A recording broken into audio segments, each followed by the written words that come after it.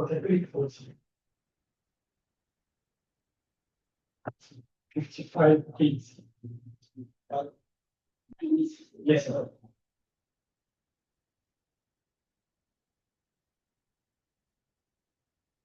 This was the next some data. Then I think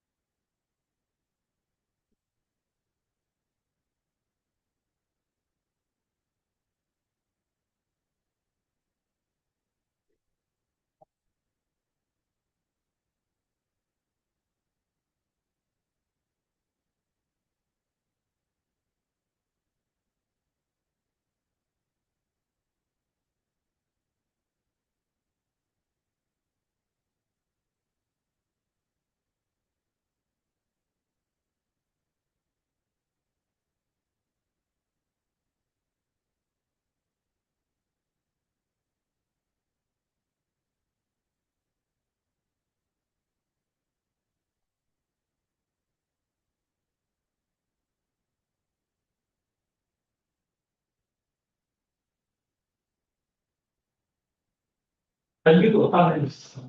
The analysts are also only the chair, also okay. Okay.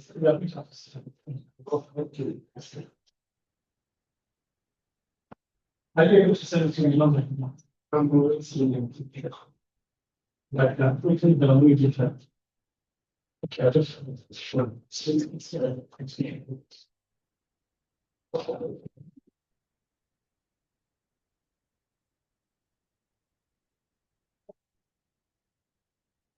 It's already it's a PowerPoint.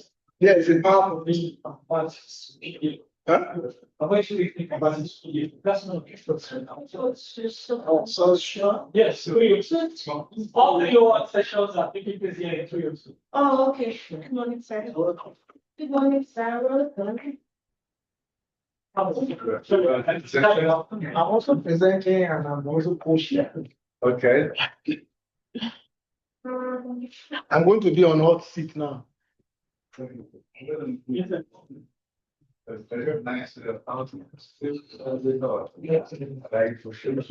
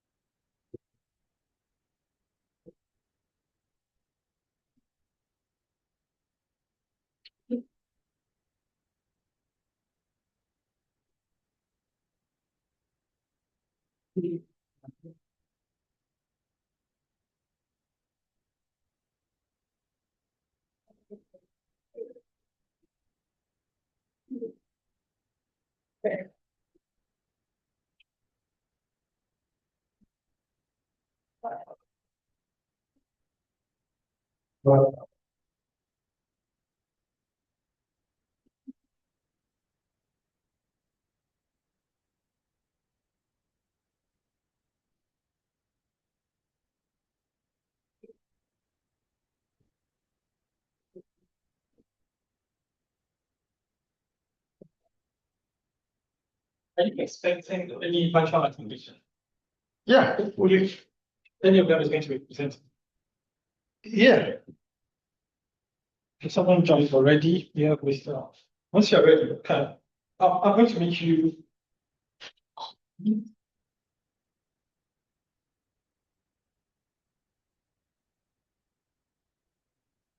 Hello, good morning, Mr. Can you confirm that you will hear us from here? Yes, I can hear you. Good morning. I can hear you. So maybe we'll just take a couple of minutes to wait for others who might want to join, and then we'll start the session in about 3 minutes or so. Is that okay? Is that okay? Yeah. That's fine. Thank you so much. That's fine. Thank you. So we are waiting for Olabode Wale.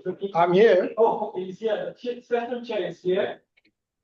We are waiting for Olufemi Adeosun. Yeah, I think you will join online. Okay, I think William Chidemba, okay. There is one young man I met outside who is. All right, so we'll wait 2 more minutes. Or no, let's just wait until 11:05 and then we can begin the session. No, that's fine. Lydia, please confirm that you can hear us.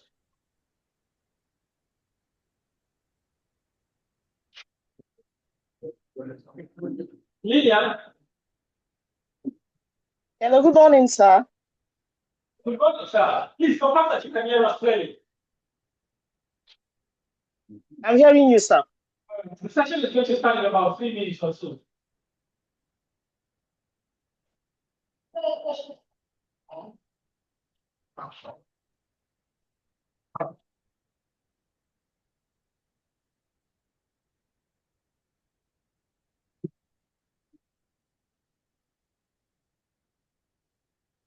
Please, come over.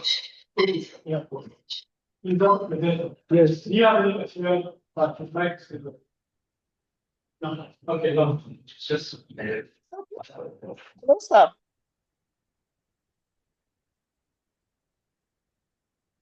So can I move this? Yes, Please. Okay.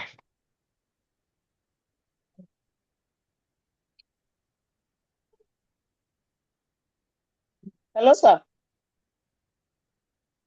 Yes, we can hear you clearly from here. We are just holding up for others who might want to join the next 2 minutes to start the session.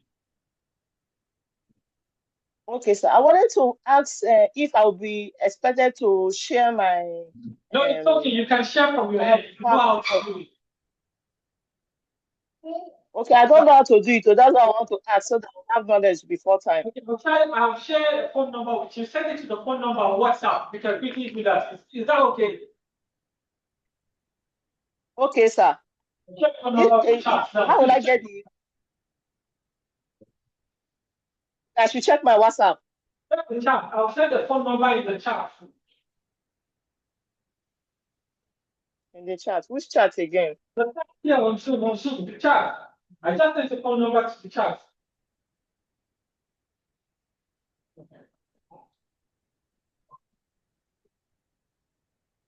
In the base of your screen, check at the base of your screen now. You will see options like audio, Okay. all of that. So check the chat session. I sent your phone number to the chat now.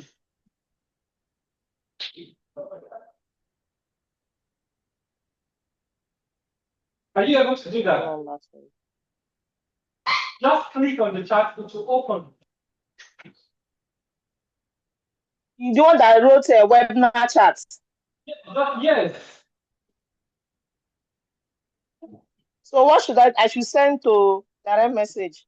Do you see a phone number in this chat? Yes. Please copy the phone number and send a WhatsApp message to the phone number with your presentation materials. Okay, sir. What is the name? Like, I need to save the name first. Just send it to Kanayo. Okay, okay, sir.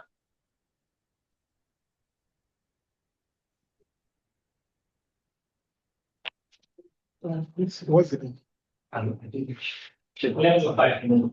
If you want to proceed, Yes. if you want to begin, you can go ahead and proceed. Twice to put it.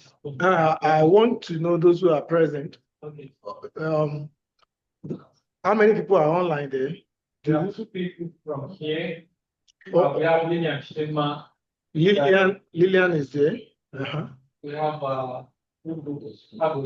Okay, Agose is there. Okay, so we already have 4 people. So we are waiting for Olufemi Adeosun from Ekiti State University. Okay, so let us start then. Can we go ahead? Oh, okay, I want to welcome each and every one of us to this third section for Wole Soyinka Studies panel entitled Being Neither Here Nor There, Continuity and Discontinuity in Wole Soyinka's Works, organized by Center for Wole Soyinka Studies, University of Abuja. We are supposed to have 5 people on this panel and 4 are already around, 2 online and 2 on site. So we are going to start in earnest with the presentation of Mr. Segun Adeniyi. You have the floor. Thank you, sir. You have 10 minutes to speak to your paper. And then what we will do is that we'll take all the papers. And after taking all the papers, then we'll come to discuss papers. 30 minutes for presentation. Okay, sir. Thank you, sir. Please, can we have a timekeeper? I'll try to see if I can. Okay, then. Thank you. Good morning, everyone.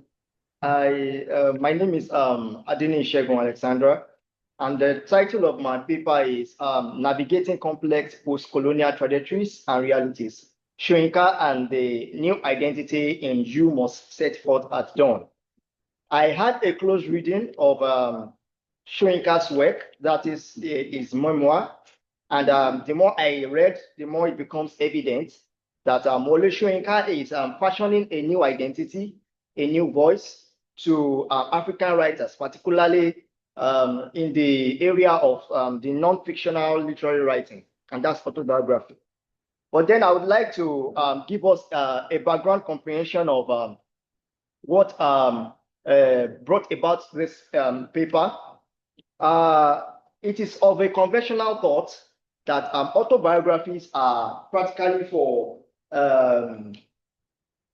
discussing, or let me say, presenting the lived experiences of authors, of individuals, their lived experiences.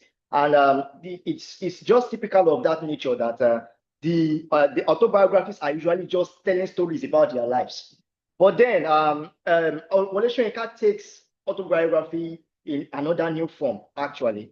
And that brings the gap that this paper is willing to close. I have observed critically that most studies, existing studies, what they do is they actually do either a statistical analysis, or either they do a literary criticism analysis of Wole Soyinka's fictional writings, or sometimes they do it alongside other authors that have written works. But we have few studies that have discussed Wole Soyinka's autobiographies. And then this paper wishes to close, or intends to close this gap by critically analyzing Soyinka's reactions to the societal issues, his reactions to the socio-political issues in a post-colonial African setting. But we know that in every scholarly discussion, there must be a theoretical framework. That means we must come from a theoretical perspective. And that brings me to the theory that underlies this paper. And that is the post-colonial literary theory. Yes, there are 2 strands and 2 categories embedded in post-colonialism in a literary context. Number 1 is to analyze, or let me say, to evaluate post-colonial nations. And the second is to evaluate post-colonial nations that are still forging the colonial rule.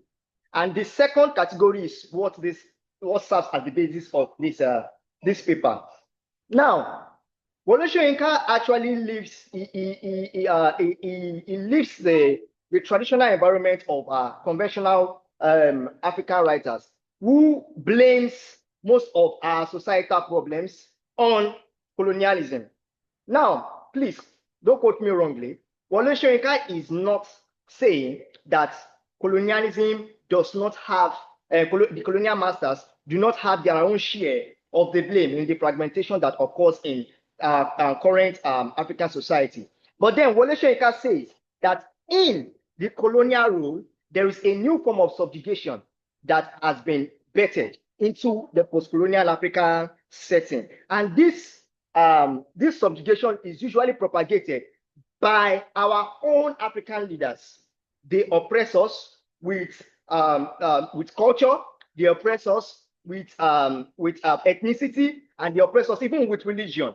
And that is because they were the ones that the colonial masters handed over westernization to, and then they use it as a tool to, yes. So in his book, You Must Set Forth at Dawn, he gives an overview, or let me say a critical discourse or critical representation of his lived experiences in Nigeria particularly.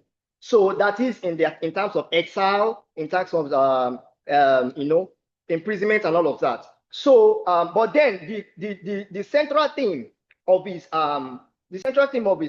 book is that he is talking about identity. Now, there is a lot of criticisms, sometimes what the government do to intellectual writers like Wole Soyinka to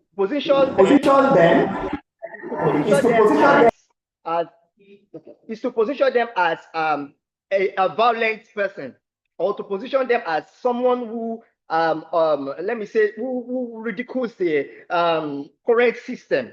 But then Wole Soyinka comes through this book to reshape the presentation of his identity as a radical iconoclast, because that is the paradigm shift that occurs currently in autobiographical writings. So most of these autobiographical writers, they no longer write in a way to just tell their stories. They now write to show their radical commitment to the concerns of the people and the people and the community. Let me just say that. So Wole Soyinka comes from that perspective to tell others, to tell people that this is actually who I am and this is what I am doing in essence. So let me because of my time, let me go into the main point of the paper, that is the new identity that Wole Soyinka fashions out. Now, one of the new identities that Wole Soyinka fashions out is the role of autobiographical writers as purveyors of truth.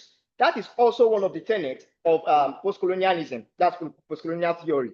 Yes. So as purveyors of truth, they are always the ones that they have to show the genuine concern of their genuine concerns to their people and their community through their writings, through their own stories.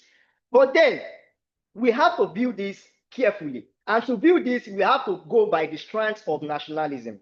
Now, in nationalism, we also have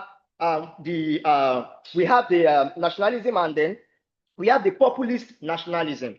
Nationalism is when, as a person, the love you have for your country, the love you have for where you live.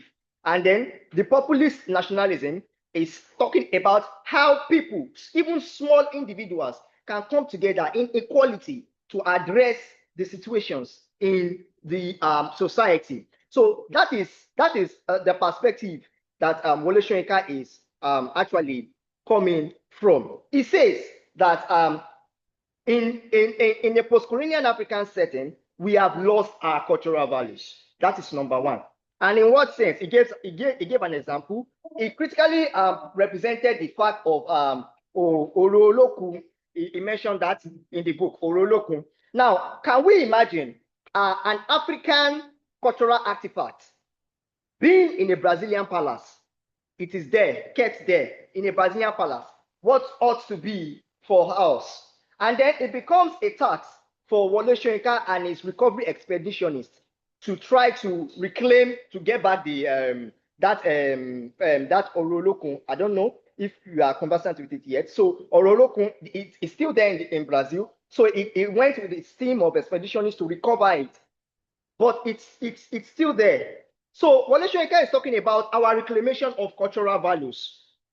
We in a post-colonial African setting, our African leaders have sold our cultural our cultural values, in exchange for the Western culture that we now actually, that has caused an average African man to have a dual identity. In a case where an African will want to assume the role of a westernized person, and then forget his African identity. We have the likes of language, we have the likes of religion and all of that. Okay, sir. Okay, sir. So he talks about reclamation of our cultural values through the example of Orolokun. And in solidarity, he also mentions Ogun the deity. Now, Ogun is actually represented in that book as let me say as a portrayal of the bad roads that we have in our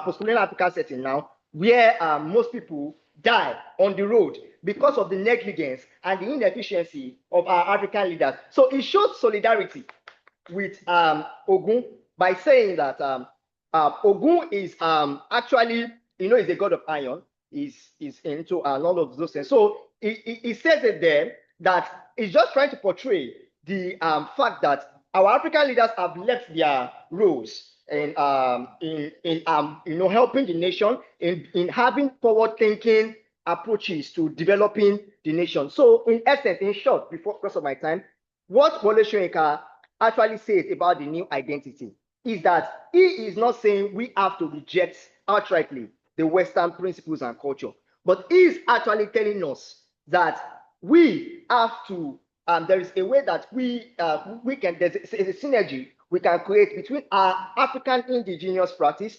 African, he also spoke about our medicinal aspect, where we have now rejected our own therapies to African problems. So he said we have to, as readers and also as writers, because of that's the way I project the book. So he says that we must reclaim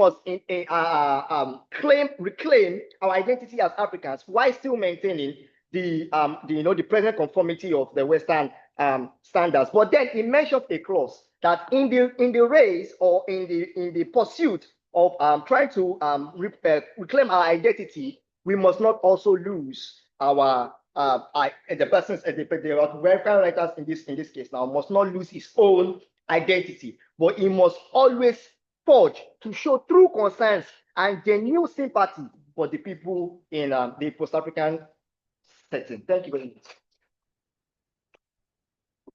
Oh, okay, please keep your questions and comments to the very end. We'll now go to Agoze online from University of Abuja.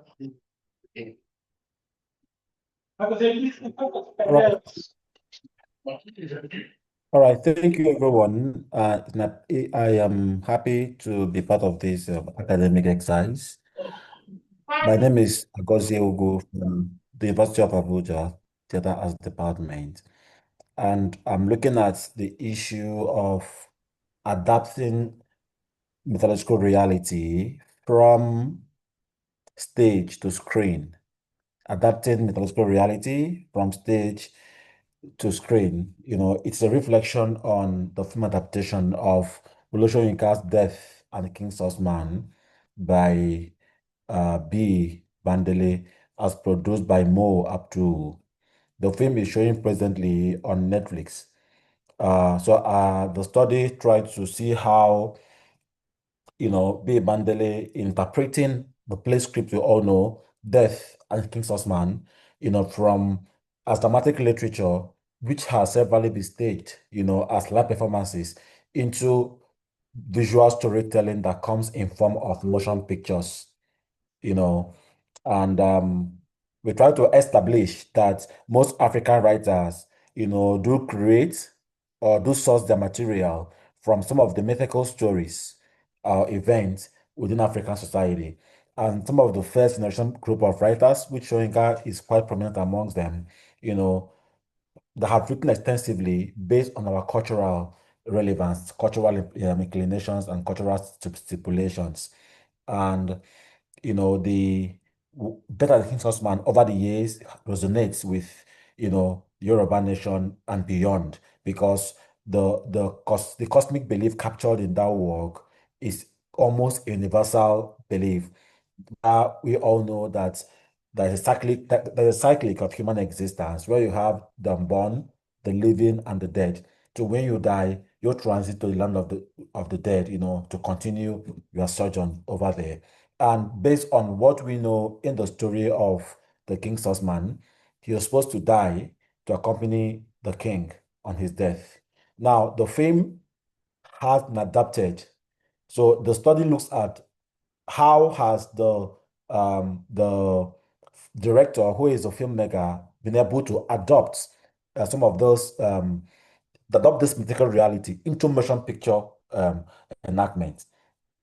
Now there are challenges, that he might face, and in doing that, we try to use the theory of adaptation by Hodgson, trying to the theory tried to appropriate how to reinterpret or interpret a work from one medium to the other. In this instance, we are looking at how a play, a script, which is meant for a live stage performance, has been interpreted into a visual representation in form of motion pictures that we all know as film.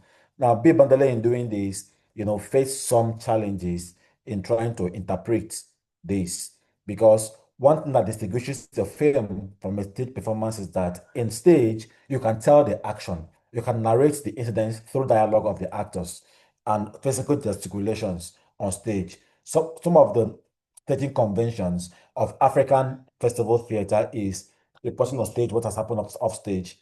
You could say when Olunde came back on stage, he went out to go and kill himself, and they brought the cops in, showing that they didn't show him killing himself on stage, and a lot of sage, a lot of things were reported, how the king died, how the election wants to take. So it is more of like trying to reenact, paint a canvas of imagery through the use of words. And that is why Soyinka on the sublimity used a lot of poetic language to express the deep trajectory of the cultural relevance of the people of Oyo Empire, where the story is located. But in the film medium, the action is shown. You don't tell the action, you show the action. Therefore, our business is to understand how the filmmaker, B. Bandele of blessed memory, is able to vividly show the action while still maintaining the relevance, the thematic concern of the play, which is cultural clash between Western and African culture. Beyond that, how has the filmmaker been able to show the spirituality, sacredness, and the relevance of those culture as it presented, in the drama? The dramatic tension, how was it transferred from the pages of a dramatic literature meant for the stage performance into the form of motion pictures that, in this instance, stories are being told through the prism of the camera lens, accompanied by other visual acoustic elements that is supposed to help to facilitate the unfolding action inherent in the film. In doing that, we spotlighted, we nuanced the discussion from the purview of various issues. We look at how was the filmmaker able to represent myth visually in film. We also look at how is the filmmaker able to adapt from the from 5-act structure of a play of plays into 3-act structure. Oftentimes, films are structured in 3 acts, vis-a-vis plays who are always structured in 5-act structure. Also look at how was he able to, translate the language, transliterate the language from English to Yoruba for the Yoruba characters, and also maintain the English without losing, communications and messages intended in those dialogues. The play is written in English, but the film is transliterated from English to Yoruba, and in the process, the social linguistics of it. Is there any point where we are losing meaning and all that? So these are discourses we are spotlighting in this presentation. Now, a visual representation of mythical reality in the film Yoruba. Now, to do that, the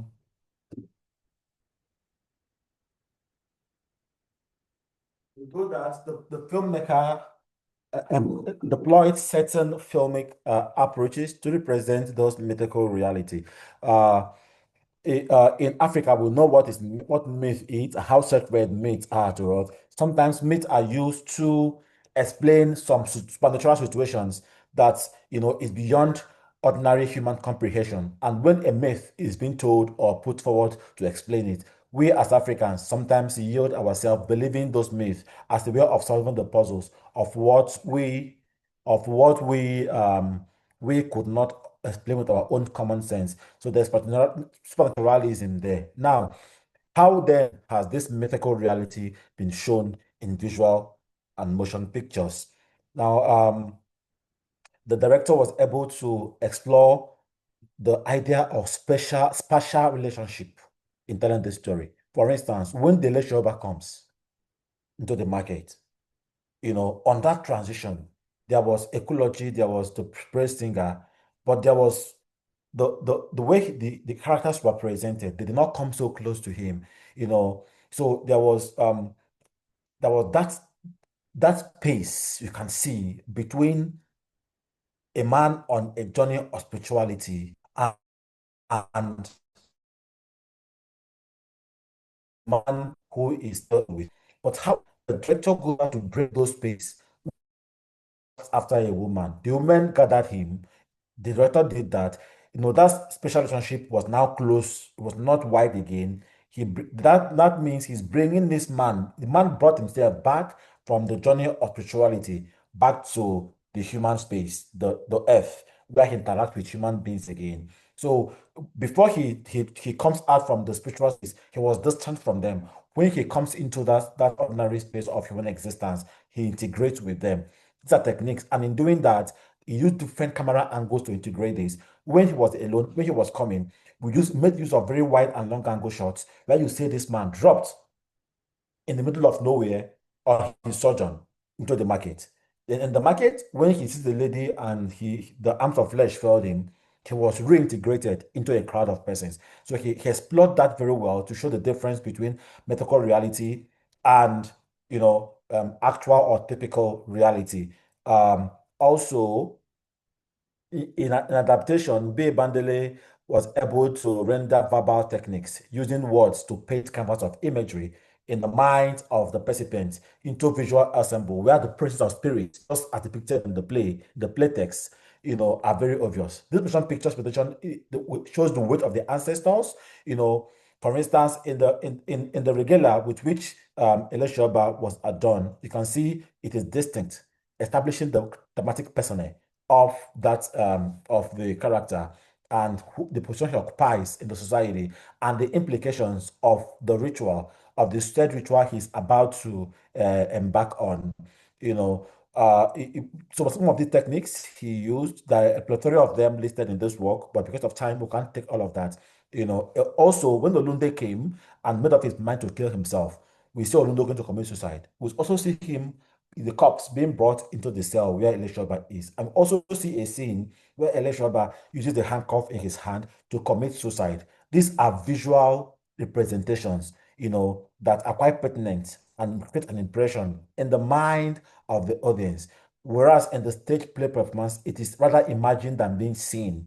Because these are some of the differences, how the director is able to show the action, not tell the action, as in the case of a stage play performance. Moving forward, I just want to jump to the point where we look at how is he able to adapt from 5 acts of a play to 3 acts of film. Most film scripts are rendered in 3 act structures. The play Elishaba was actually rendered, the play Death and King Sussman was actually rendered in 5 act structure. But now the director is squeezing it into 3 act structure. But our business here is to find out if some meaning or messages or some relevant scenes were truncated in the process. And at the end of the day, after we're doing the written of the film and the written of the play, we said no. He was able to conform to a great extent to what Soyinka had written in the play. Soyinka presented dramatic literature of Takis Osman in 5 acts. Oftentimes, the plays are presented in this pattern, But in this film, we see the Act 1 with the introduction of of the Elisha into the markets, and here and him seeing the women and the crisis starting. But in the play, the act one is just Elisha's coming and the interest in the woman. That's all within the act one. So some things from act two and three in the play was submerged in act one in the film. So that by the time we get to the climax, we are seeing uh, when Olunde kills himself. So that helps to build up suspense and tension, uh, in the film, in the film. And this is so because most times people watch films from the comfort of their homes and not like in the theater where it is live and immediate, where people are meant to follow, with more rapt attention. But when a screen time drags, either they fast forward or they lose interest in the film. So screen time is very important in telling the story. So stories on film, even though you're showing the action, you also make it as compact as possible. And there are theorists and there are scholars who have theorized and back up this assertion that, screen time, the tempo, the progression, the pace of a motion picture nowadays is quite quintessential to how the film succeeds. So in doing that, the director was able to, factor these things into three-act structure where the action, is being broken down, uh, being more compacted into three acts. So what takes Soyinka two acts in act one and two, where you have the exposition, the rise, national, and the climax, becomes part of act one, where you have in all that you have both the exposition, the rising action. Even before the climax, crisis was introduced, unlike in the play. Then in the act two, we're at the climax already. Then when we hit the head point of attack, head point of action, next is how do we resolve? Where do we go from here? And introduce songs and dead and an avalanche of other visual acoustic elements that help to lead us where we see the Leshoba Olunde's father also killing himself. However, at that point of his death, it becomes irrelevant. Olunde has paid the ultimate price as conceived within the culture of the Oyo Empire during the colonial era. Also, we look at the issue of language. How has the filmmaker been able to move language about and be able to achieve the same purpose and meaning? Now, I think it was a smart move to use Yoruba for Yoruba actors and English for English characters and Yoruba characters in the story. Now, doing that, it was able to make the audience connect more to social cultural relevance, of the society where the story is situated. There is also a subtitling of Yoruba language on the screen. So in doing that, as the idea of cultural promotion, cultural relevance, the idea of cultural identification, and situating cultural incidents within the cultural dynamics of that culture. Because by the time they're speaking Yoruba, it makes everything believable, whether it's fiction or not fiction. You know that yes, these people that are wearing their clothes, that are eating their food, that are speaking their language. Most often, it becomes to me incongruous when you bring a typical African character in a film, talking about an African incident, maybe from the past, maybe a biopic, and this character is speaking English or other languages. Sometimes I have seen films where someone speaks English and English is being interpreted for another person, and they're all speaking English. That was not oftentimes. I wonder what I'm trying to do, but in this instance, even though Soyinka wrote in English, the character spoke in Yoruba. That reinforced, the essence of that story, of that play that has stood the test of time. So, in my opinion, B. Bandele has further consolidated on the effort Soyinka made in telling the story of the African person, trying to make our culture superior and stand out when juxtaposed with that of the Western world. Ladies and gentlemen, I wouldn't want to take much of your time. In conclusion, I am saying that B. Bandele has, in his motion picture adaptation, done a compelling visual storytelling that depicts to a great extent the intention of the playwright. I do not think the playwright will be dissatisfied with the way his works has been represented in form of visual storytelling appearing in motion pictures. He rendered those things through visualizing the myth, through readapting the language to Yoruba language, through visual cultural aesthetics, visual acoustic aesthetics, where you have rich costumes, makeup, the scenic pieces, the set pieces, and all those elements needed to create a film, depict even the relics from the past. This set was able to depict the Oyo Empire of 1929. The story was actually set back. They did not readapt the story to contemporary reality. It was put within the framework of the time where the incident is said to have happened. All this the director did to reinforce and to do a re-representation of the legendary work of our dear Wole Soyinka. Thank you and God bless you.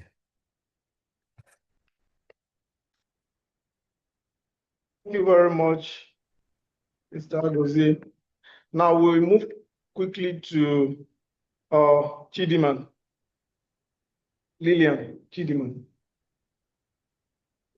Can you hear us, Lillian? Hello, are you there? Can you unmute yourself and speak to your paper?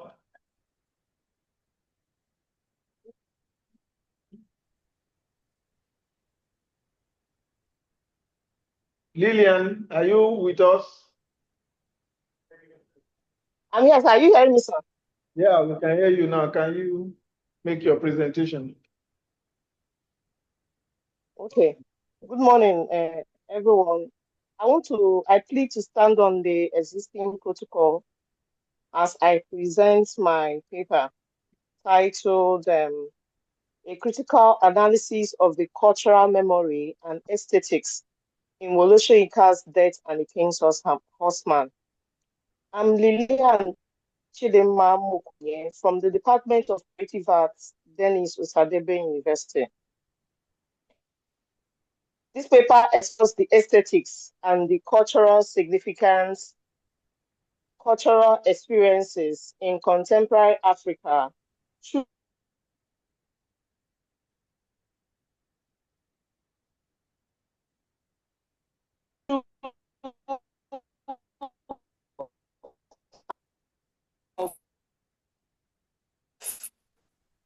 investigates the mythology of being, death, and the world of the unborn in order to create a secular vision which draws on the metaphysical experience of the Yoruba worldview, specifically those of Oyo Empire. Cultural memory is seen as the act of recalling events encountered by people or between groups that experience these events. It shows the relationship between the past and the present, as well as explaining why, how, and with what results certain pieces of information are remembered. Aesthetics on its part looks at beauty and why certain forms are pleasing to the senses, as well as how cultural context influence these perceptions. It plays a fundamental role in how individuals and communities interact with their cultural environment. By looking at the dynamic relationship between aesthetics and culture, we gain insight into the impact of artistic expressions on societal values, beliefs, and identity formation. What is peculiar about aesthetics in African tradition is the involvement of the community in the creative process through communal events such as festivals, myths, rituals, and rites of passage. As an example of cultural retrieval, Soyinka in his Death and the King's Horseman references traditional Africa and scrutinizes loyalty to tradition, as well as the relationship between life and death. He also probes deep into the metaphysical traumas of the society in transition and the role of the committed individual in such rites of passage. Here we see Soyinka in Death and the King's Horseman using proverbs, cultural values, and Yoruba myths to bridge the gap of disintegration between the human community and the deities of the Yoruba worldview. Also, with the use of language, ritual, and storytelling, Soyinka in the play challenges colonial perceptions of traditional practices as primitive, or superstitious. The play also examines transition and change, self-sacrifice and loyalty to a long-established idea in the face of cultural transformations. Going down to the critical analysis of Death and the King's Horseman, we see the sacred myth in Death and the King's Horseman occurring in Oyo in 1914 during the British colonial rule, where the horseman of an important chief was prevented from committing ritual suicide by the then colonial authorities. In the play Death and the King's Horseman, Elesioba, the king's horseman, was duty-bound to commit the ritual suicide and accompany his master, the king, to the afterlife. According to Yoruba tradition, the horseman's spirit is expected to help the king's spirit ascend to the afterlife, which will lead to the stability of the whole community.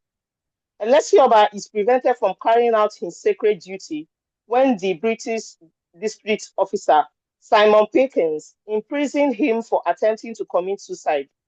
With this, Elesin has not only doomed himself, but also the future of his local community. Although his first son, Olunde, tries to take the father's stead by killing himself, the play ends with two deaths, that of Olunde and Elesin, and has a little restoration of order as the future of the village becomes uncertain with the end of the line of the king's horsemen. Here, Soyinka conveys the significance of an individual's action on others' future, as it explores what it means to be duty-bound and honorable, not only to oneself, but also to one's people and to one's spiritual belief. Going down to the cultural memory in Death and the King's Horseman, we see that there is a celebration of Ogun archetypal myth, which is the commitment to the reunion between the gods and man, as well as between the past and the present, in order to forge a path for the future. The Ogun myth, which is borrowed from the Yoruba cosmology, believes that life continues, embracing the ancestral spirits, the living, and the unborn. In Elesin, we see the Ogun spirit as Elesioba is expected to accompany the spirit of his dead king through self-sacrifice to the world of the dead, so as to help the king's spirit ascend to the afterlife, in order for the spirit not to wander the earth and bring harm to the people.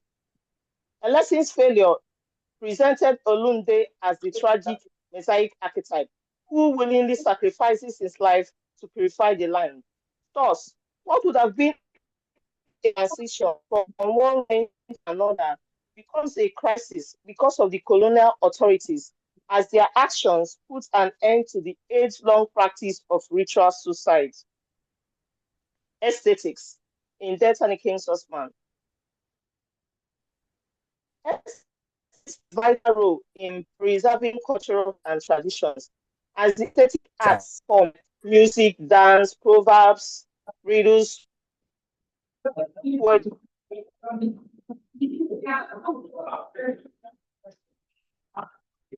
and transmit their cultural identities across generations and gain insight into the prevailing social and cultural attitude of that era.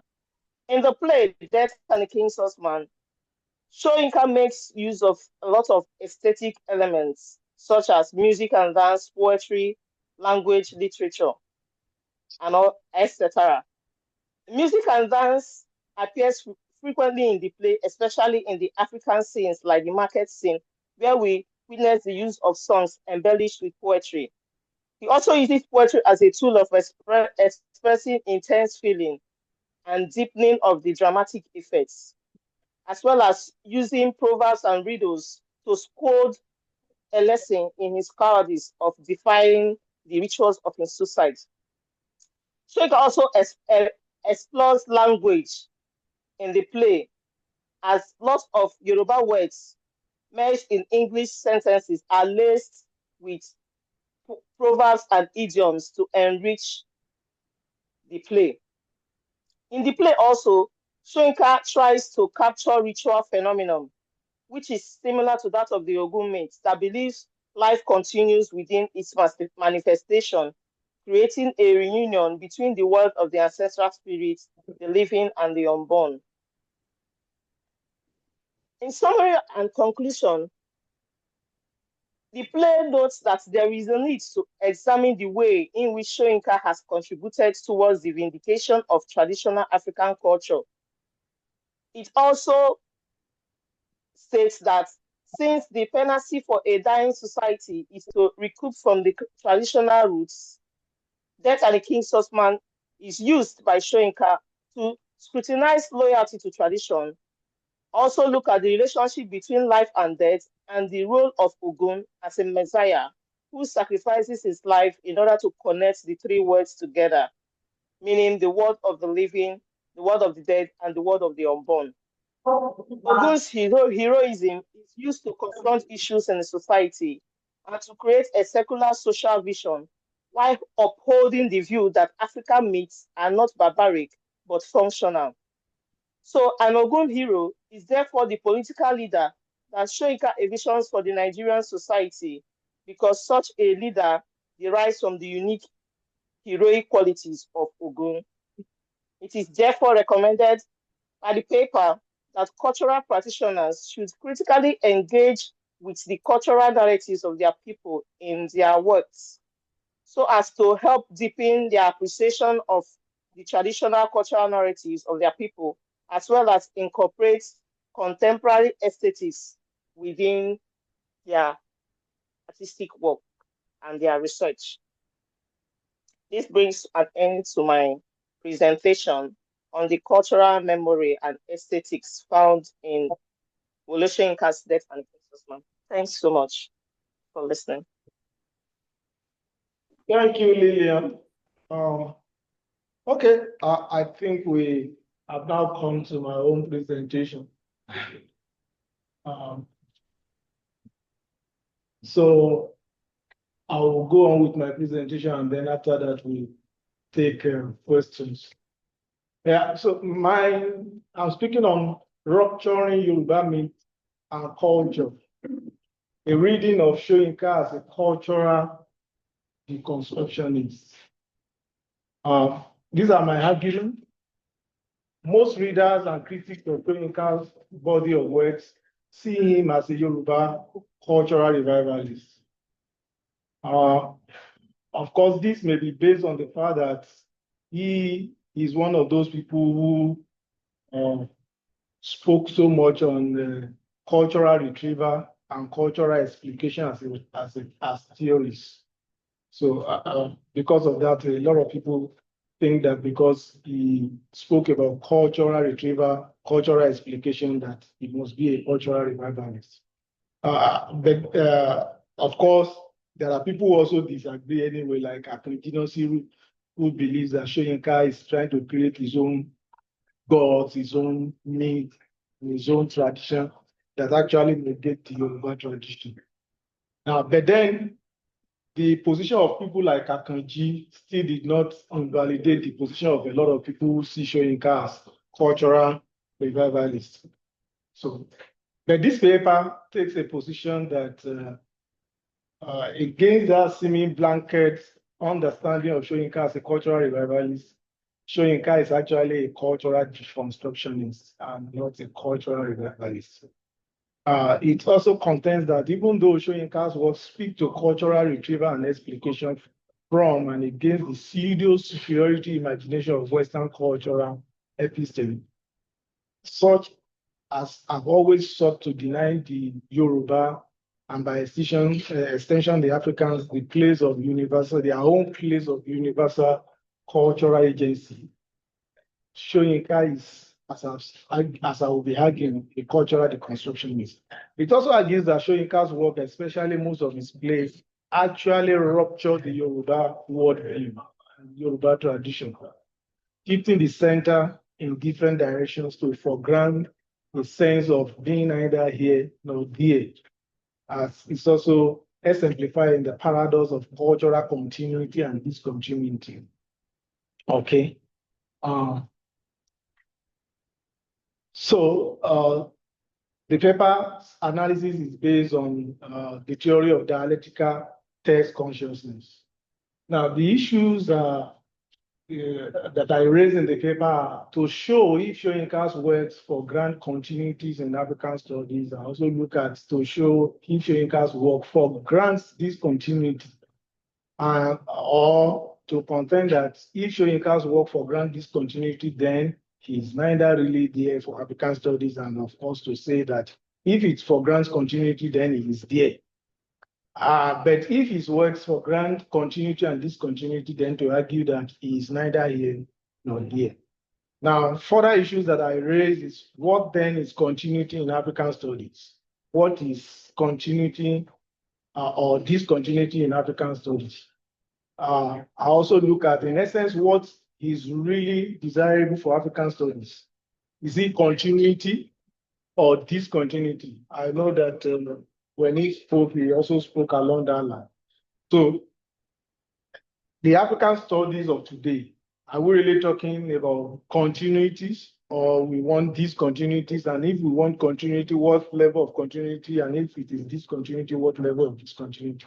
And then at what point are continuities desirable against discontinuities? And at what point are discontinuities desirable against continuities? The immediate past speaker now, Lillian, spoke about fidelity to myth and to culture.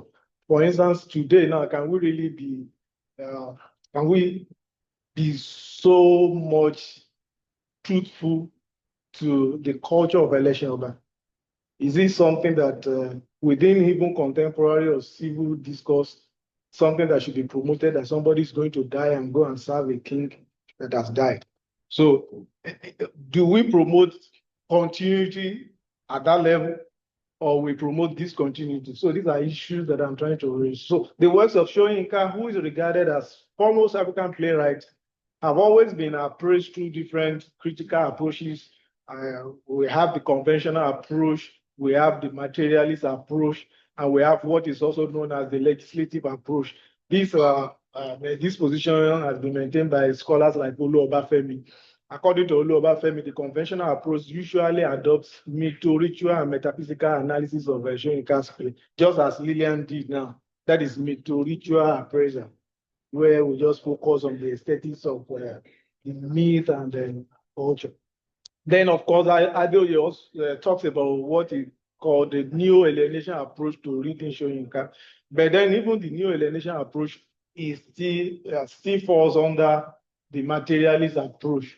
Now, we are able to establish in this paper that Soyinka's works are actually full of different contradictions if we look at it from the perspective of cultural preservation and, of course, deconstructing culture. So in essence, Soyinka's works both deconstruct and reconstruct.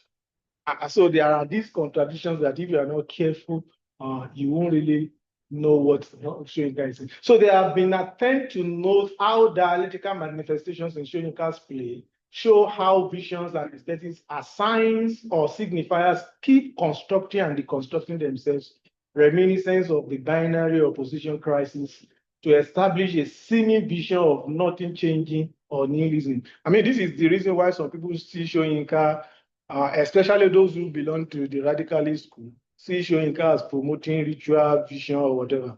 And look, Soyinka is full of, his works are full of nihilistic positions that discourage radical revolution to change the system.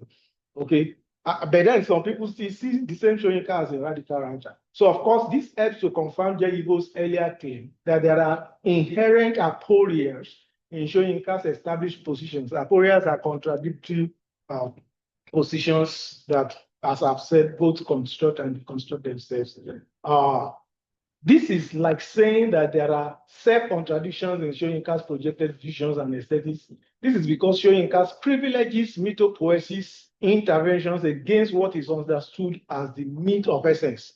There is this mistake. People think Soyinka is promoting myth of essence, whereas what Soyinka is doing is actually to use myth as a form of symbol or metaphor for contemporary discourse. And so it's purely mythopoesis, not myth. Okay. Harry Slover, noting the dialectical distinction between mythology and mythopoesis, writes Why mythology presents its stories as if they actually took place, mythopoesis transposes them as a symbolic meaning. So they are symbolic meaning. Myths in Soyinka's work as for symbolic purposes, they are not really for any cultural retrieval in the sense that Soyinka wants those myths to be superimposed on us. Now, what is dialectical text consciousness, as I've done here? Dialectical text consciousness as a theory actually developed from two theories, structuralism, post-structuralism, and then dialectical text consciousness. In structuralism, you move from sign to signifier and then signified. But post-structuralism says that there is nothing like the signified, that the signifier is always signifying. In essence, there is actually perpetual deferment of meaning. Okay, but in dialectical text consciousness, the argument is that meanings are not actually perpetually deferred, but the meaning progresses and then cumulates. Okay, so we don't, yes, meaning may not be fixed, but it's not as if there is no meaning. As we go on, there will always be meanings, and then it will continue to accumulate, continue to progress, and continue to accumulate. So that is the distinction between dialectical text consciousness and post-structuralism.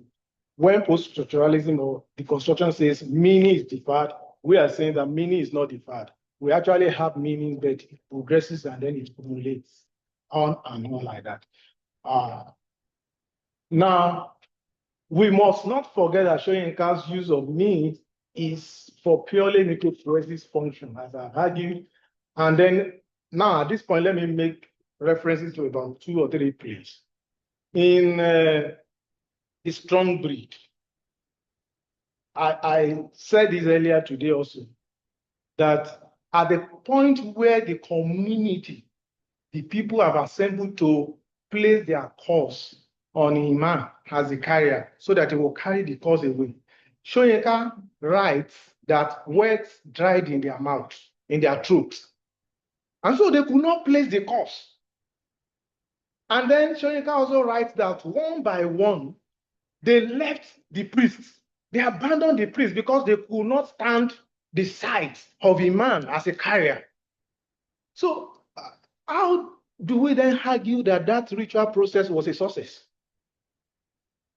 And that the carrier actually then carried away the causes that were not placed on him. So that ritual process was a failure. As far as somebody like me, I'm concerned in reading that play. In essence, again, when you look critically into that play, you will see that a man agreed to be a carrier, not because he believed he's a carrier, but because he wants to save his father. He wants to save his father because he sees him as an unfortunate individual who cannot take decisions by himself. Because in the script, we are made to realize that he's like an imbecile, somebody who is not completely whole to take a decision.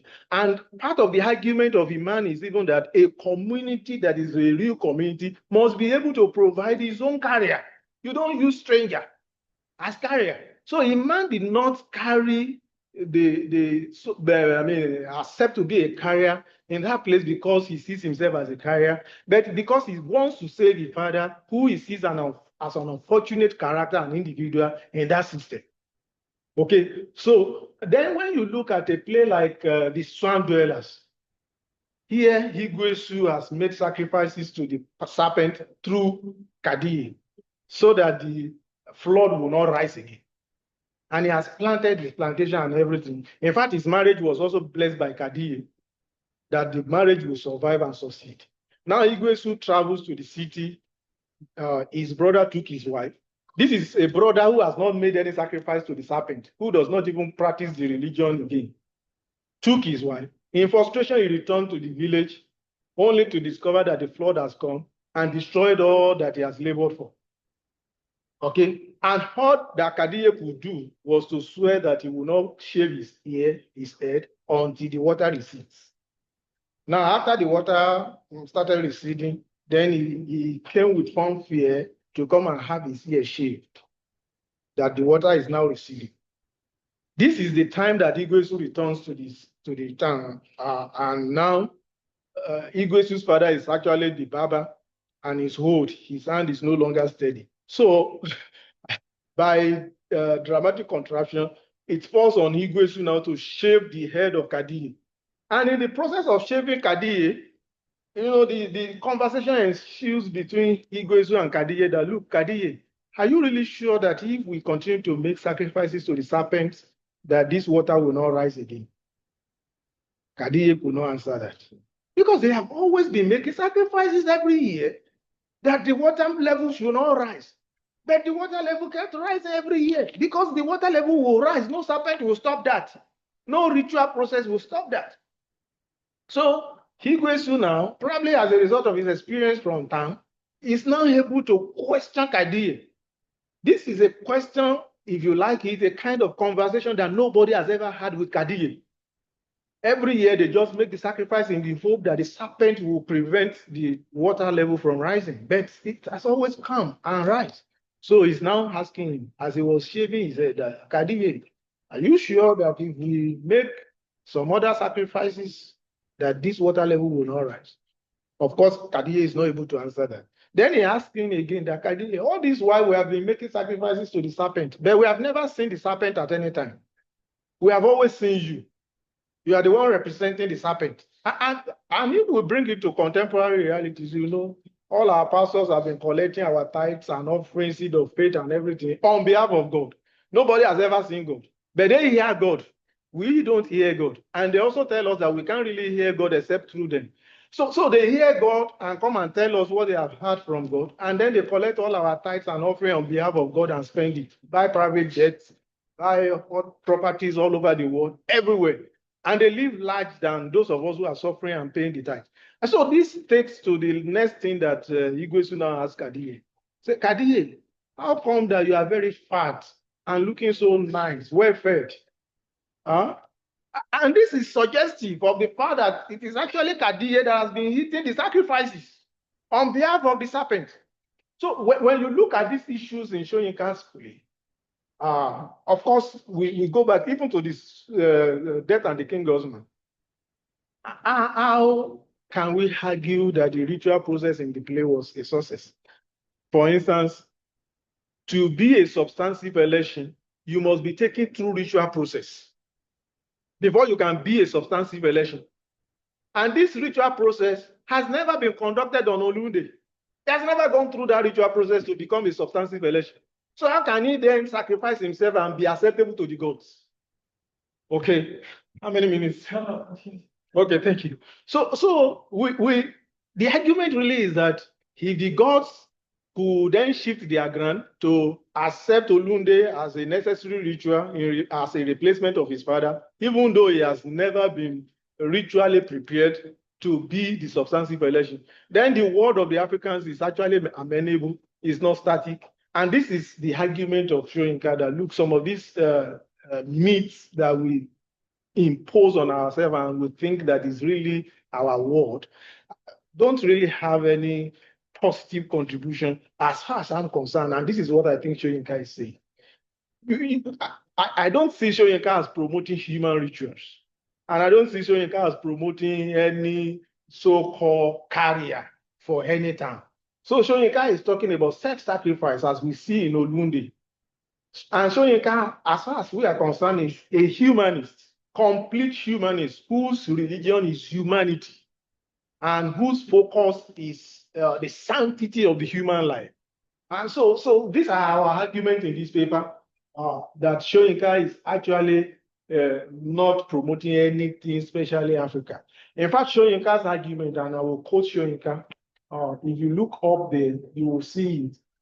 This is the argument that in Asian and European antiquity, therefore, man did, like the Africans, exist within a cosmic totality.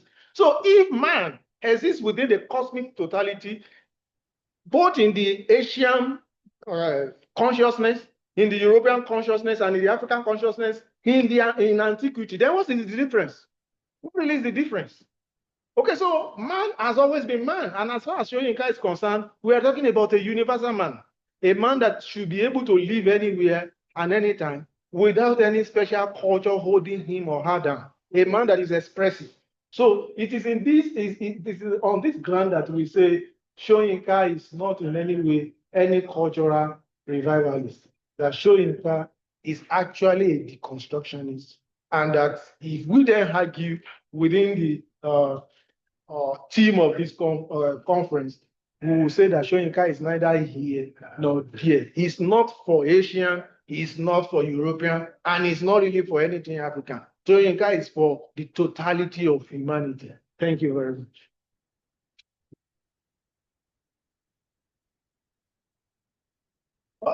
Prof is here. I want to meet Professor Adekoya. You are welcome, sir. Prof is actually an emeritus professor. So I don't know, Prof, can I allow you to share the discussion, please? Okay, you will soon leave. It's okay. So Prof will quickly then take your contributions then.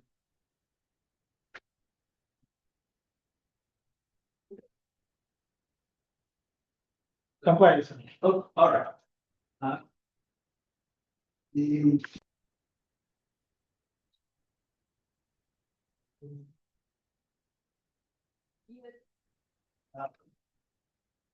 I have just a question, and it is this: is the complexity characteristic of the new identity only, or characteristic of all identities across space and time? That's my question for you. Then Ugo and Lucy, who watched a performance of the play?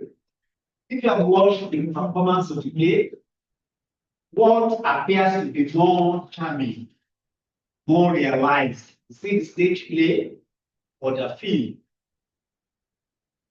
And to Lillian, Chidima, me. Definitely, Sosman is no doubt a difficult play, in the sense that people interpret it most times at the superficial level. I'm happy that Dr. Buni has just given us an interpretation that goes beneath the surface. Soyinka is not promoting ritual suicide. Is using it as a motive to tell us what a great leadership is supposed to do. A great leadership is supposed to sacrifice itself for the people that are being led. That's what Jesus Christ demonstrates when he watches the feet of his disciples. And he also, someone says, no, master, because his idea of leadership is totally twisted. And Jesus Christ says, if you don't allow me to do this, then you are not part of me. Because I'm showing you how to live.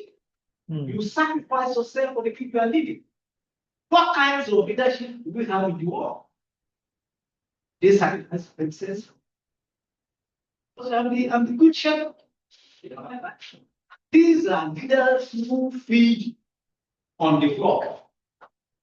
Jesus Christ says, feed my flock. But they are feeding, as the doctrine says. So that's it. Well, it's a difficult play because Soyinka is using symbolic language and people are interpreting him, at a different level. So they interpret, all kinds of things to his place. Then I cannot but agree with all that I've said, about Soyinka not being there, everywhere, all humanity. That's his promise. You are quite correct about that. And I wish more and more research will bring out the essential Soyinka life from a multidimensional perspective, and people try to pigeonhole him, narrow him down to one person. Oh, Soyinka is larger than that. And when you use that expression, cultural deconstructionism, just conjures up with me two Yoruba figures. The figure of the who wears his yes, and red one side, and these farmers start quarreling, fighting, and then if he walks back, this one yes to the other, look, I'm wrong. Oh, the other one says, no, I'm the wrong. They start quarreling again. So we live in the world, in the dark. We live more in ignorance and knowledge. And the other figure is the duality that they are linked. Ogun fashions the two. These two produces, use values, food, to do many things.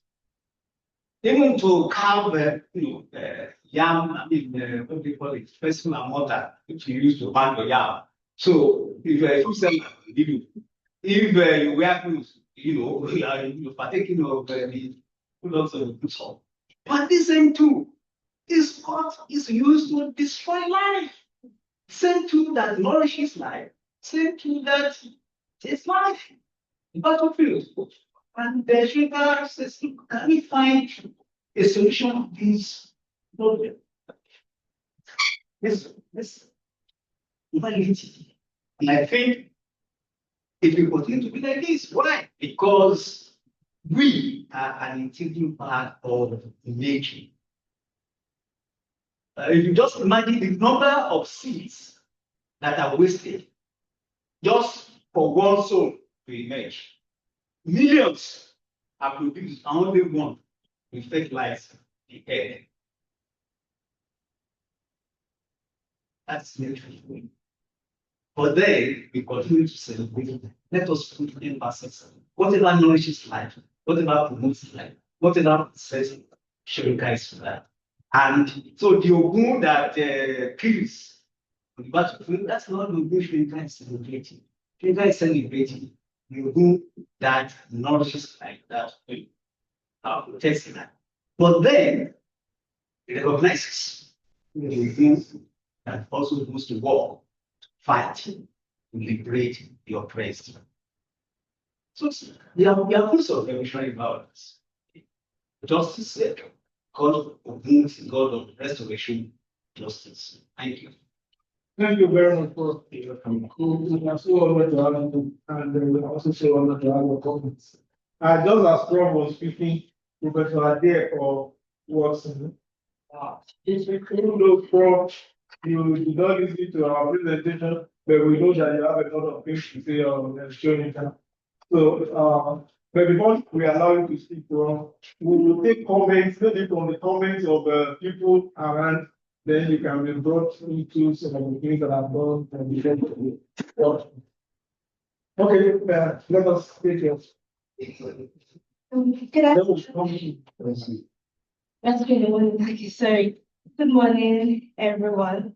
When I saw So can we go to, I think there was a problem. One of the panelists online did not hear before he left. So it's asking if we can get the questions. So I'm going to probably try to reach out to Rob and see whether we can retrieve the questions.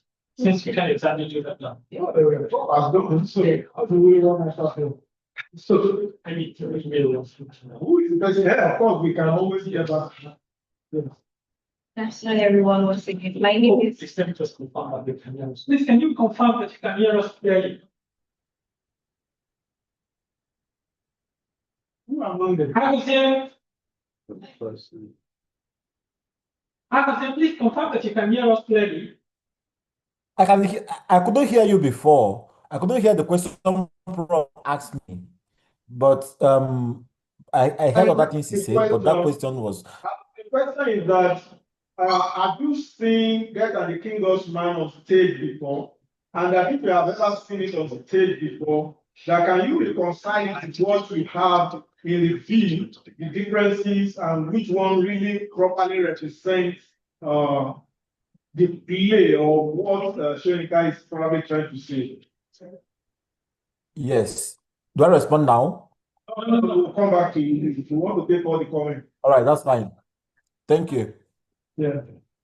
Can I proceed? Yes, yes. Good morning once again. My name is Barakat Temitope Alao, and I want to say that firstly, when I saw the line of topics for this section, I was very intrigued, and I'm happy to be here because it was a very insightful experience for me. I loved everybody's presentation, especially the one from Dr. Ola Bode, because you gave us quite a number of examples that we could relate with. So the question I have is for Mr. Ugu Agozi. I'm sorry if I didn't pronounce that well. The question is for him. However, I think Dr. Olabode in his explanation already answered that question. But I still want to ask Mr. Ugu because I want to know his perspective in terms of his topic. So please, Mr. Ugu, first of all, your presentation was wonderful. I was looking forward to it because of the topic. I really wanted to see the area you were going into. But please, for clarification's sake, I'd like to ask about your use of the phrase mythological reality. So when I saw that, I was really, really curious because I know that since the ritual practice, which is the center of the play and the theme, is a real historical and cultural tradition, I was curious of that phrase, mythological reality. What do you mean exactly, sir, as regards mythological in this context? Do you mean it symbolically? Or are you referring to how the film represents cultural belief or how it frames Yoruba cosmology within a mystic lens? Like, I just want to be sure. I really want to understand the lens that you're trying to pull into as regards your own focus, sir. Thank you. Thank you very much. Yes. I'm going to direct the question to Mr. Ugu, Mr. Agozi again. Please confirm that you can hear us, sir. I can hear you. All right, Mr. Agozi, quickly. In reading I believe that to reach the conclusions that you reached about the film, you probably read the film as text. So in doing that, did you make a comparison, just like Prof asked the other time, with any particular stage performance? That's one. Did you make any comparison with any particular stage performance, especially given that the title of your presentation is From Stage to Screen? So did you compare any stage performance? Did you observe any stage performance in comparison to what B. Bamdele tried to do in his film, in his 2022 film? And in doing that, how do you think that your observation, how does it comment or spotlight any cultural trauma that is brought about by the colonial invasion of culture? Do you understand what I'm saying? Yeah, I did. Okay, so my second question is, still, while reading the film as text, did you make any comparison of the artistic aesthetics present in the film with cultural implications of the actual text in terms of cultural experiences in the face of modernity and globalization? Because I think that the lines between what is culture and what is modernity is blurring. I didn't get that, please. Okay, I'm saying that, did you make any comparison with what you read as film in context with what Professor Soyinka was trying to say? And do you see that, do you know if there is any artistic, any cultural implication of the work on contemporary cultural experience? Like in terms of how we experience culture today. Okay, I hope you have gotten the questions, and sincerely, I would want us to take. I want us to take your response now because we will soon have to end. I think we have about 10 minutes, and those of us who are here can just continue our conversation. You have a question? Yes. I think the question also goes to the question whom my brother had just addressed. Okay. Okay, Mr. thank you for your presentation. My name is Adi Osman. All right, so I want to believe you work with the two content, at least the scripts, the stage play, and you also look into the film. Am I right? Yes. All right. Good. So I know in the scripts, I think preface to the scripts, Wole Soyinka said we should not see it as yes, as cultural clash, just the same way we had it in Wole Soyinka's Lion and the Jewel. The clash between city of Ujile and Lakunle who came from the city. So but now, for just like what our guy here, Bodo Juni said, that Wole Soyinka was all about probably, I think you call it not a cultural clash, but I think you use the phrase mytho-poetics. Is that right? So, okay, yes, I like that aspect. But for film, the director of a film is the author of that film. And when you watch that film, okay, in the media, we use the word read, the same way we read our material. When you read that film closely, you will see some element of cultural clash, because when the policeman played by Jide Kosoko came to report the matter to Pilkins that an important chief is about to commit suicide tonight. That is a ritual suicide. And he said, what nonsense? What mumbo jumbo are you talking about? Aunt Musa, I thought you were a good Muslim. And further, he spoke with his wife. And, okay, what nonsense is that? To them, it is something alien to them. That how would someone, a grown man, someone who is not sick, wanted to kill himself because of one mumbo jumbo cultural practice? So for me, from that aspect, I was having the same conversation with my head of department about 3 weeks ago before I left for Lagos. Yes, okay, thank you, sir. So just a partly comment. So I'm asking, did you see your work from that angle? Now, okay, Dr. Julie said that Soyinka is not trying to protect the culture, that probably to re-echo what the culture is talking about, that who wants to retain the culture of election these days? Of course not. But the idea of myth there that is occurring in all of your work, I think myth. I don't know if I'm in line, because that okay, something not real, something that we can see as well, we can fantasize around. We have 6 minutes. Ask your question. Let us take it. Yes, I'll give him the question. That's okay. So, as we say, please, can we listen to your response and then other people? What's the question? There's no question, sir. I didn't hear any question what you said. There's no question. You didn't ask a Those question, questions sir. that have been asked before. Okay. All right. Thank you very much. Thank you. Prof, please permit me to start with Prof's question. All right. So yes, I have watched more than 7 to 8 performances of Death and the King's Horseman. I have also directed the play before, and why I choose to go with dramatic literature is because there are no two exact performances when you put on stage. In fact, when a director directs a play and is going on stage for more than one night, you can't even say that the first night and the second night is the same. There could be some kind of variations at this in interpretation. But however, the track concept might still remain the same. But when I look at the dynamics, I decided to go look at it as dramatic literature and what the director of the stage play is supposed to work with and interpret with. So I moved from dramatic literature, and it's involved in my paper. Maybe if this paper was shared or something might have been clearly stated there.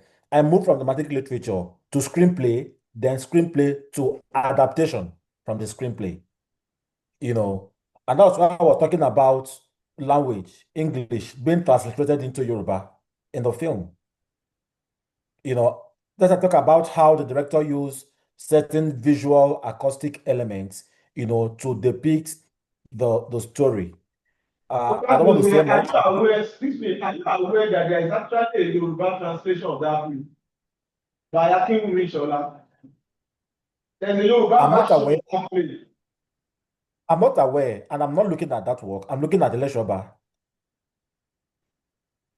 Yeah, but you are saying that you are talking now in your language, and you are saying the translation of the language. And I'm trying to now tell you that even the original English has been translated to Yoruba or before. I am saying that And for this so, work, and how are you then sure that it's I'm not saying for the this work, translation by no, English of you don't get what you get what I'm saying. You get what I'm saying? I'm saying for this paper, for this study I'm doing, I'm looking at the dramatic literature of Death and the King's Horseman, which is supposed to give impetus to a stage play performance. And the film, that's the premise of the study, Elishioba by B. Bandele. And unfortunately, I'm not even aware of this other film you spoke about now. So my study is within this premise, and because of the fact I consider that there are a lot of performances of this very stage play, you know, I said to just study it from the prism of dramatic literature, which is supposed to give impetus to a performance vis-a-vis the visual representation in form of motion pictures. I can't hear you, sir. Maybe you are muted. 3 minutes. Lydia, can we listen to you, your response to draw in particular? Sorry, I want to speak to the person that talked about metaphor We don't have reality. the time. We don't have the time, Dr. Abuse, please. Let us take Lillian. Who can exchange conversations via email if you Yes. wish to. Lillian, please Can I can do we? what? This conversation can continue via emails if you do not mind. That's fine. It's okay with me. Thank you, sir. Thank you. Thank you. Okay, Lillian, please. Are you with us?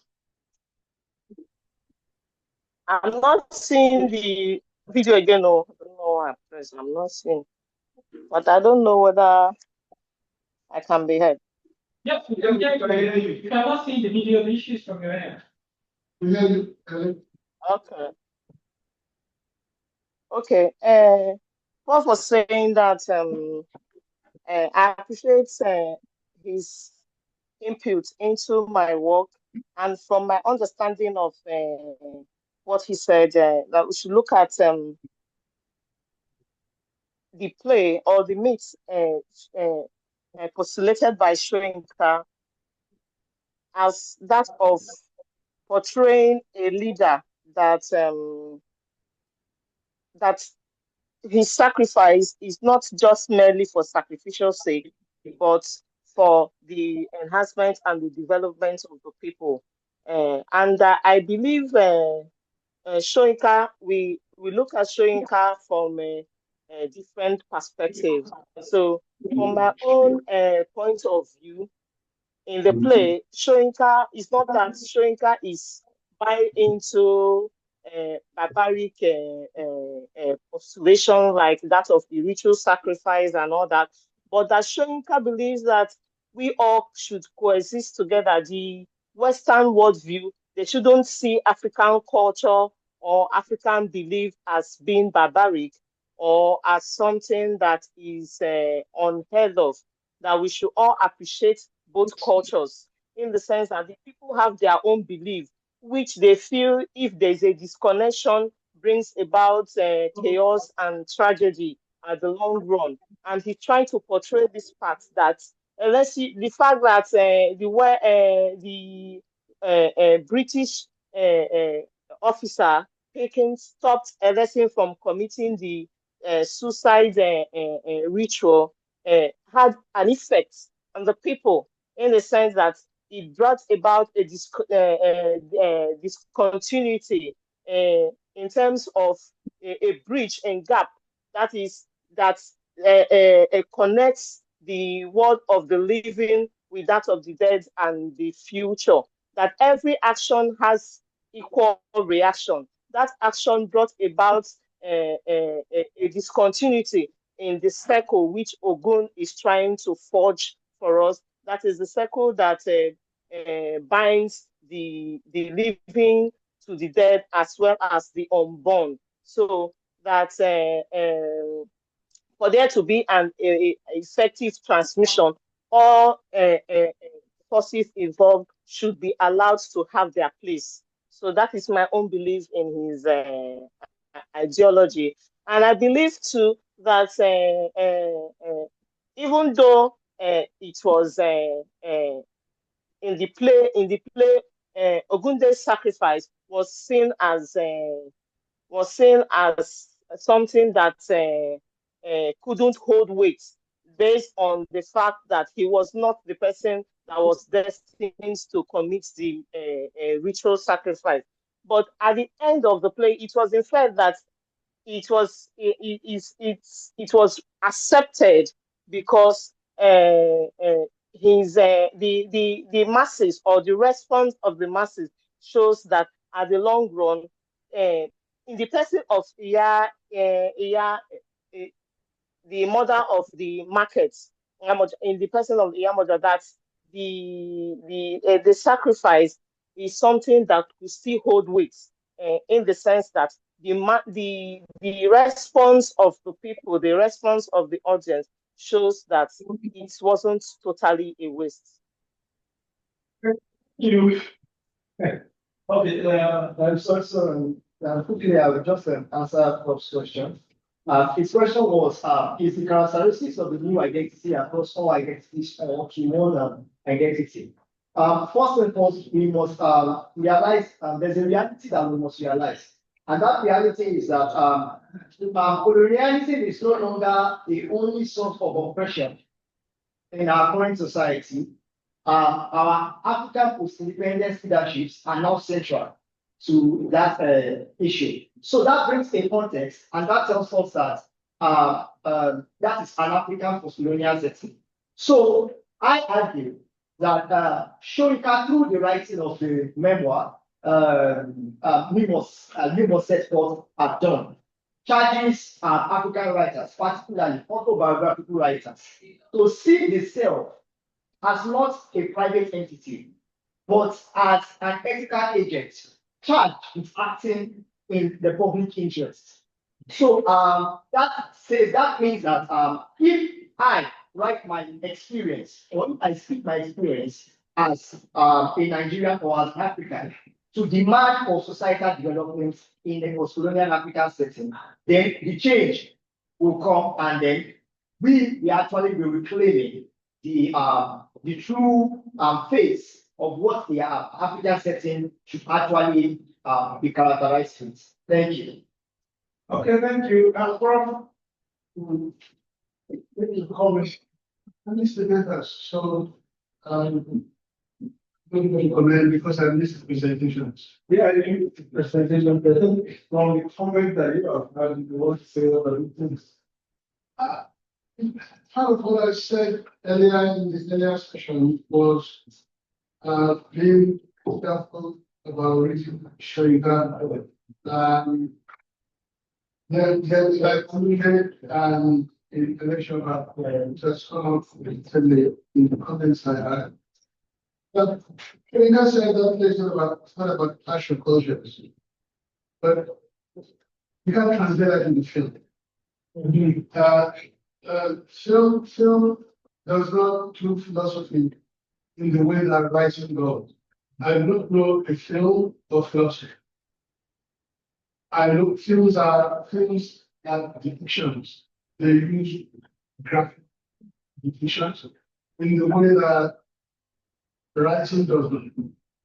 And that's the difference we have to acknowledge. And I do not believe that bridge can be bridged. I don't believe that that's the vision can be bridged. But film is different. Like we are referring to Sergeant Hamilton in the film and Sergeant Hamilton in the play. We don't have Joseph in the film, remember? Joseph is actually said, yes, she's going to commit suicide, yes, she's going to commit death. I would translate that in the film. That not only can we translate committing death into immediate into visual, whereas Joseph was to tell us that. It's what my late colleague and friend, Tejola, working on television, would have called that someone said yesterday, on common sense. That's another common sense. It's not common sense. If it's common sense, Mr. Pickens will know that election not clear himself, that is completely clear. But the other side coming from what comes out of Joseph's mouth sounds nonsensical. But it's an uncommon sense, to stop things. You know, the uncommon sense coming out of Pickens' mouth is clear. Unless she's not giving himself, unless she's committed that. We have no translation about that week. And the Yoruba translation of that book is as short, the rest as short as the actually read shorter. I don't know if you read that Ishola version. That Ishola version is shorter, and I read Yoruba pretty well, I think. It's more difficult for them to decode than to read. So we said that the English version. So the many translations coming on that from one language to another, from one medium to another, and that. I'm just suggesting that we give regard to the integrity of each medium and what each medium and each language brings to the players that we perform. That's what I'm saying. Thank you very much. Thank you very much. At the convince note, I would not want to re-echo what Professor Alipo has said and what Professor kept saying. That the reading Soyinka, we have to also be very mindful and careful of the fact that Soyinka is, as we have attempted to argue, is neither here nor here. So we can both. And both. Yes, here and here and here. And there and that. Yes, at the same time, yeah. In summary, it's a complex person. So once again, we want to appreciate all the presenters online. We also want to appreciate those who have joined this panel online. I also want to appreciate those of you who have been able to be part of this panel physically. Particularly, I want to appreciate Prof because I had to feel with him to come this second section, and even though he was not able to make it earlier, at least he just was really. We appreciate your. So I want to thank our technical team. Then of course I want to thank his brother with the thank you very much. We need have some panels or some finance and then of course the use of your LSC message.